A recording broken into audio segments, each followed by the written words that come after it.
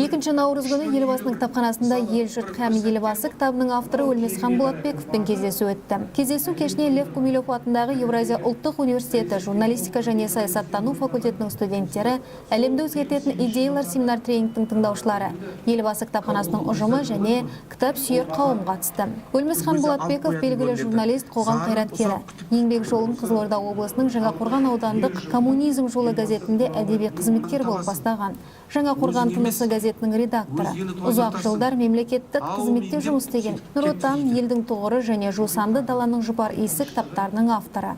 Автордың айтуынша Қазақстан Республикасының тұңғыш президенті Нұрсұлтан Әбішұлы Назарбаев туралы ел жұрт һәм елбасы кітабын жазу идеясы оқырмандармен кездесулер кезінде пайда болған. Жазушы ел ішін аралап жүргенде, абзал ағалары мен ақсақалдар мемлекет басшысының көреген саясаты мен сындарлы бастамаларына тілектес бола отырып, елбасы туралы ой толғамдарын айтып отырады екен. Ақсақалдар арманы мен тілегі осы кітапты жазуға түрткі болды, дейді автор.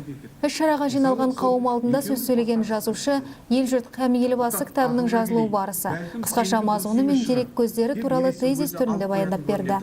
Зарығып ұзақ күтіп жүрген бала болғандықтан көз түймесін деп көйлегінің етегімен жауып қояды екен. Осындай ырымдап, қорғалып, қоршалып өскен досым Нұрсұлтан жасында жақсы тәрбие көрді. Әке-шешесінің бар тілегі осы тұңғыштарының амандығы еді.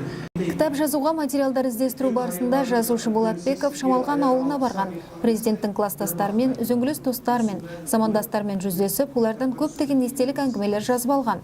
Сондай-ақ жазушы елбасының балалық шағы туралы жинақталған қызықты естеліктерді де айтып берді.